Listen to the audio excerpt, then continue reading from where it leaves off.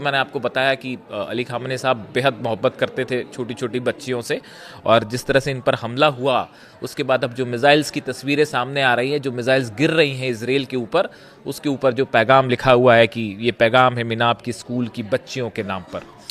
देखिए, पिछले 24 से 48 घंटे में इजराइल में करीब 1000 से ज़्यादा मिसाइल्स गिर चुकी हैं ईरान की, और ईरान का डिफेंस सिस्टम पूरी तरह से कोलैप्स कर चुका है, फेल हो चुका है। चाहे पांचों सिस्टम जो हैं वो इतनी बुरी तरह से वहाँ तबाही हो रही है कि अब इजराइल के लिए मिसाइल्स रोकना इम्पॉसिबल माना जा रहा है। और ये बात अमेरिका ने भी मान ली है, और वो यही नहीं कह रहे, वो ये भी कह रहे हैं कि इनके शाहिद ड्रोन को रोकना भी बेहद मुश्किल है। ना ड्रोन रुक रहे, ना मिसाइल्स रुक रही है। वो देख लीजिए आप, सऊदी में जो एयरपोर्ट है उसका क्या हाल है, और यूएई के अल्धाफरा बेस का क्या हाल है। दोनों के दोनों पे सीधा मिसाइल सेट हुई हैं। और बहरीन में तो ऐसा लगता है कि बहरीन तो अमेरिका जो बेस था, वो बेस पता नहीं क्या हाल हुआ होगा उसका, वो पूरी तरह से खत्म हो चुका है।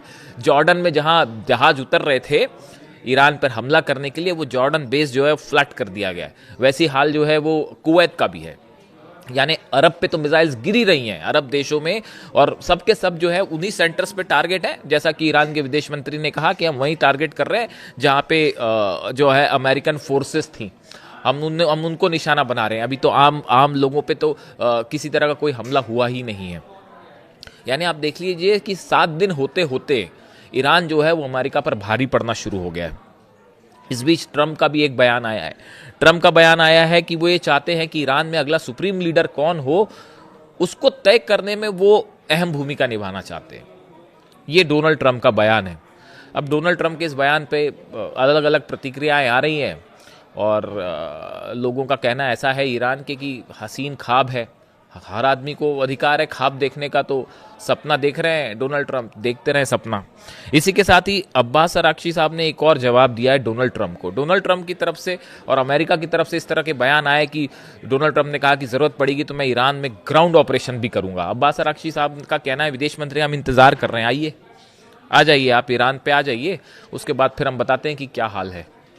इस तरह की भी खबरें हैं कि जो कुर्द लड़ाके हैं उनको मदद कर रहे हैं डोनाल्ड ट्रंप, और उनको उकसाने की कोशिश है। तो अब ये जो पूरे बयान हैं इस तरह के, कि डोनाल्ड ट्रंप का ये कहना कि मैं वहाँ सुप्रीम लीडर वही होगा जो मैं चाहूँगा, इसकी दो बातें हैं। एक तो ये बात है, आप इसको सीधा सीधा ले सकते हैं कि भाई सुप्रीम लीडर तय करने में वो चाहते हैं कि मेरा रोल होए, लेकिन इसके पीछे का संदेश समझ रहे हो, इसके पीछे का अर्थ समझ रहे हैं आप? अर्थ ये है कि 7 दिनों के अंदर अमेरिका का वो पहला प्लान पूरी तरह से, मिशन फर्स्ट प्लान जो था, वो कोलैप्स कर चुका है, फेल हो चुका है। इनका मकसद था कि पूरी तरह से जो है सत्ता परिवर्तन हो जाए, उसमें ये फेल हो चुके हैं। वरना इस तरह की बात नहीं करते कि अगला सुप्रीम लीडर तय करने में मैं भूमिका निभाऊंगा। यानी कि सत्ता परिवर्तन का प्लान फेल हो चुका है। जो सबसे बड़ा टारगेट था वो ईरान ने फेल कर दिया। दूसरा, वहाँ पे बम्बार्डमेंट हो रहे हैं तेहरान में, कोई शक नहीं है, 2000 से ज़्यादा लोगों की मौत है तेहरान में, ईरान में, और इसके अलावा कई सारी जगह धमाके हो रहे हैं, वो सब कुछ है। लेकिन इसके साथ ही ऐसी तस्वीरें भी आ रही हैं ईरान से जो आप देखें तो हैरान रह जाएंगे।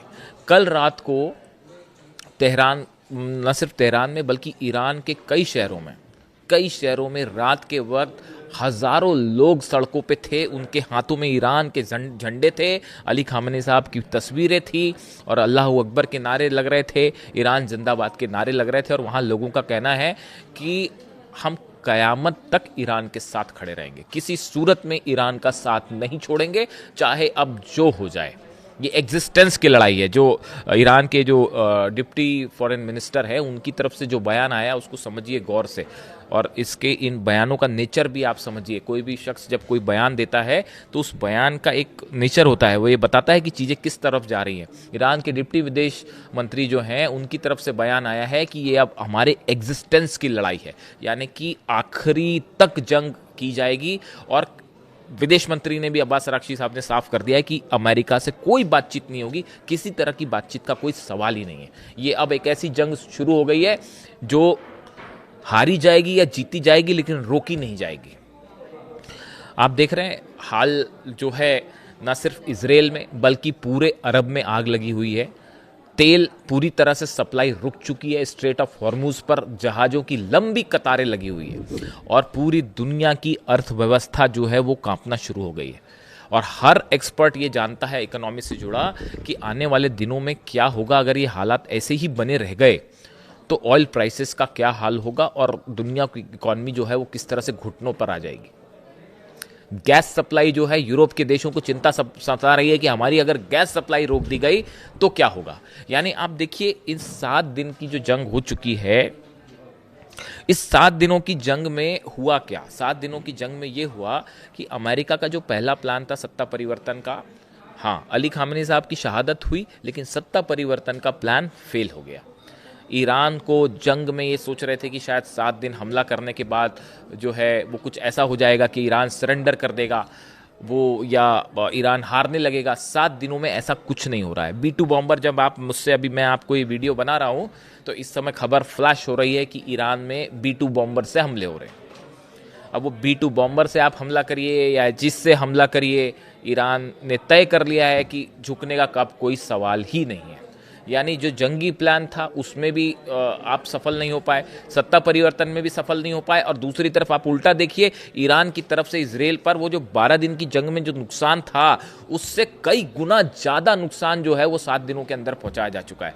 खबरें बाहर नहीं आ रही हैं, मना कर दिया गया है खबरें दिखाने से। आप जानते हैं हकीकत क्या है। हकीकत ये है, मेरे कई दर्शकों ने मुझसे पूछा कि क्या सही तस्वीर क्या है। देखिए, पूरे अरब देशों को ये बोल दिया गया है कि भाई आपके यहाँ जो हमले हो रहे हैं उसकी तस्वीर बाहर मत रिलीज मत होने दीजिए, वरना पूरी दुनिया को पता चल जाएगा कि किस तरह से पिटाई हो रही है हमारी। यही हाल इजराइल का। इजराइल में तो वैसी कोई तस्वीर बड़ी मुश्किल से जो है कैप्चर होकर आती है, वरना वो बताने को तैयार नहीं कि वहाँ कितना नुकसान है। सैकड़ों लोगों की मौत हुई है इजराइल में, ऐसा बताया जा रहा है, और 1200 से 1300 इमारतें तो सीधी गिर गई हैं, और तेल अवीव पर वो तबाही मची है जिसका कोई सिर पैर नहीं है। वो आंकड़े पता नहीं कब जाके बाहर आएंगे।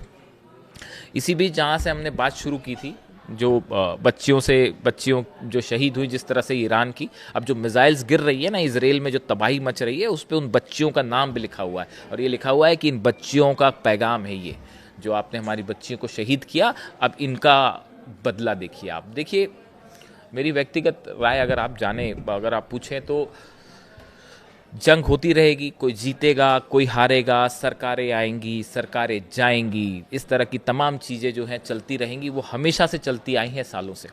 लेकिन अली खामेनी साहब जैसी शख्सियत जो है वो सदियों में एक बार आती है, और उनका जाना, उनका जिस तरह से वो शहीद हुए, उनका जाना ह्यूमैनिटी के लिए, इंसानियत के लिए एक बहुत बड़ा नुकसान है। देखिए, शायद अमेरिका और इजराइल ने जिस भी वजह से जंग की हो, उनके पास जो भी रीज़न हो, चाहे ऑयल उनका इंटरेस्ट हो या न्यूक्लियर हो या जो भी वो सोचते हो, लेकिन इंसानियत का बहुत बड़ा, ह्यूमैनिटी का बहुत बड़ा नुकसान हो गया है, जिसकी भरपाई शायद कभी नहीं हो पाएगी। तमाम नेता आते हैं जाते हैं, लेकिन अली खामेनी साहब जैसा शख्स जो है वो सदियों में एक बार आता है। आज चूँकि जुम्मा है, इसलिए इस वीडियो में मैं यहीं तक सीमित रहना चाहता हूँ। और पूरा ईरान, दुनिया के करोड़ों लोग आज भी ये महसूस करते हैं कि ईरान के सुप्रीम लीडर अली खामेनी साहब उनके साथ है। ना उनके जैसा कोई आया था, ना कभी आएगा। Thank you.